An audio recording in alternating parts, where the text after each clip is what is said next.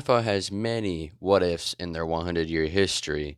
Today, I'll be ranking my top 10 biggest what ifs in NFL history, and soon I'll do the same with baseball, hockey, and such. Let's get right into the video. Number 10. What if RG3, Robert Griffin III, didn't get hurt? RG3 was one of the best rising stars in the NFL at the time, got drafted by the Redskins back in 2012, who was actually born in Japan, and went to college in Baylor University in Texas. One of the best superstars in college, no doubt that whoever had him would take control, but then he got injured. In his rookie year, the Redskins were against the Ravens. He would sprain lateral ligament in his right knee, resulting in a season-ending injury, and that will be his downfall throughout his career. If he didn't get hurt, I think today he would still be playing, and he actually would be a really good player. He was a superstar to start off, so of course, when he was drafted and could have gone far with the Redskins into the playoffs, it could have possibly won the Super Bowl if he stayed healthy. Number 9. What if Edelman dropped the catch in Super Bowl 51? This catch will come as one of the greatest catches in Super Bowl history, or maybe one of the luckiest. The reason why I've had this on my list because if he didn't catch it, would the Patriots still have made a comeback? Which the comeback they made was the biggest in Super Bowl history. With 2.5 minutes to go and having 2 timeouts, they would still have an opportunity to come back, but they're going to need a touchdown and 2-point conversion. If he didn't catch the ball, the Patriots would most likely not have maybe made the greatest comeback in Super Bowl history. And the Falcons will have their first Super Bowl. That will be a game changer for the Falcons franchise. And maybe the Patriots dynasty wouldn't be a dynasty so early. That's a big one. Number 8. What if the Patriots went 19-0 in 2007? 2007 Patriots were arguably the greatest NFL team in history, having the best offense and one of the best defenses in the league.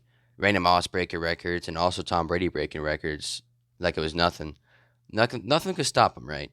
Well then, here come Eli Manning. But what if they won that Super Bowl against the Giants? The Giants were a wildcard team, by the way, making the Super Bowl, barely making the Super Bowl.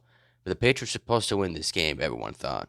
But if the Patriots did win, well, the dynasty would have started a lot earlier for the Patriots, and Eli Manning wouldn't win his first Super Bowl. That'll be until later. He'll be a one-time Super Bowl champion, or maybe that can even change the course of his career, maybe not even winning a Super Bowl at all. And that would give Tom Brady his 8th Super Bowl in his career as of now, which is insane. But I don't think Eli Manning would be the same if he lost that game, and changes would have been made to the Giants if they did lose that game. No doubt. Number 7. What if Anderson made the kick for the Vikings in the 1998 NFC Championship game? The 1998 Vikings had one of the greatest offenses in NFL history, having the most points in a single season at that time, and rookie Randy Moss was already acting like a Hall of Famer. But that would change in the 1998 NFC Championship game. Anderson was up to kick, trying to put the Vikings up by 10, and would most likely send the Vikings to their 5th Super Bowl appearance in their franchise history. But Anderson had other plans and missed the kick. At the time, Anderson made 122 kicks in a row and just missed at the worst time. But what if he didn't miss the kick? Will the Vikings have their first Super Bowl and probably more in the future with the same team? Would the Vikings finally have something to cheer about? And it could have actually changed the entire franchise history with this, but it was too good to be true. Number 6. What if Scott Norwood made the kick? Super Bowl 25. Back-to-back kickers on this list, but this one wasn't the Super Bowl, so this one's a lot worse. Sorry, Bills fans. This was the second of 4 straight Super Bowl losses for the Bills, but if he made that kick, the Bills would have been Super Bowl champs and would not lose 4 in a row. Also, the Giants dynasty at the time would not have kicked in until less than 10 years later. Also, the Bills had the team to start dynasty, Jim Kelly and all those type of people. And Scott Norwood will be a hero in Buffalo if he just made that kick. And they would have won that game. I think that motivate them to win more in the future. Maybe start their own dynasty. Number 5. What if Dwight Clark missed the catch? 1981 NFC Championship game. The catch is known as one of the greatest moments in NFL history. Not only did it spark the 49ers dynasty, but also started the downfall for the Cowboys. But what if he missed the catch? Well, there will not be no dynasty, and there could start one later, but it won't be no dynasty for the 49ers at the time. And the Cowboys would have maybe won the Super Bowl that year too, and maybe start their own dynasty. It would have changed the 49ers franchise, save for the Cowboys. Number 4, what if the Seahawks ran the ball? Super Bowl 49.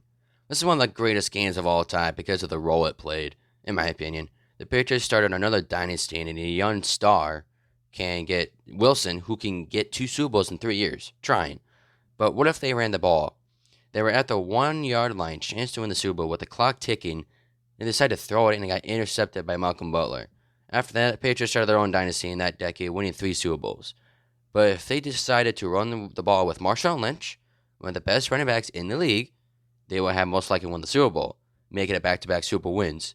But the Seahawks had other plans. The Seahawks maybe would have started their own dynasty, and they will become the Patriots in the 2010s. And yeah. Number 3, what if the Immaculate Reception was incomplete? 1972 AFC Last Divisional. chance for the Steelers. Immaculate Reception goes down as one of the most Bradshaw luckiest and one of the trying most to get greatest away. moments in NFL history. And his pass But what if it was is incomplete? broken up by Tatum. Tipped off. Franco Harris has it. Yard line. And he's With over. 22 seconds remaining in the timeout, fell to the Steelers. Could they have knocked off Don Shula and the undefeated Dolphins for the AFC Championship game? And would it not start the Steelers dynasty in the 70s? Big what if, huh? And John Madden didn't win his first Super Bowl until 1977. So maybe he could have won his first Super Bowl a lot earlier. Maybe started their own Raiders dynasty. Pretty big what if, in my opinion. Number 2, what if Drew Bledsoe didn't get hurt? You probably think this should be number 1, but I got a lot better one for number 1.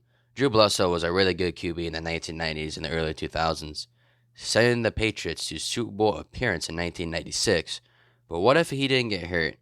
If he wouldn't get hurt, would we see Tom Brady as he is now? Winning 7 Super Bowls in his career, maybe one of the greatest NFL players in NFL history? Also, Drew Bledsoe's career was hit at the top at the time, too. He was in the conversation for being the best QB in the league at that time, but resulted in injury. Would we see Tom Brady as what he is now? Maybe they would have let go of Tom Brady. Maybe it would be on a different team a lot later. I don't know what Bill Belichick was going to choose, Drew Bledsoe or Tom Brady. But at that time, when Bledsoe got hurt, they decided to let him go and start with the Tom Brady that started the whole Patriots dynasty in the 2000s and the 2010s. That's a pretty big what if, huh? But now for number 1. Number 1, what if the AFL didn't merge with the NFL? The AFL merged with the NFL in 1966. The reason for the merger came down to money, as most business decisions. AFL owners possess considerably more wealth than the NFL counterparts and were able to sustain early losses and offer college prospects highly competitive contracts. And then they merged just because of money. But if they didn't, would the NFL be the same today? Or would it still be a league? Wouldn't even be a league. Same for the AFL. Which league would take over? NFL wouldn't probably be the same if this happened. And maybe the NFL could be like the AFL. AFL be like the popular league or whatever. Thank God for the merge, because you won't be seeing the NFL how it is now. But that's going to do it for this video. It took me some time to make this video, so I would love if you liked this video. And if you haven't subscribed, I would appreciate it if you did. Thank you for watching.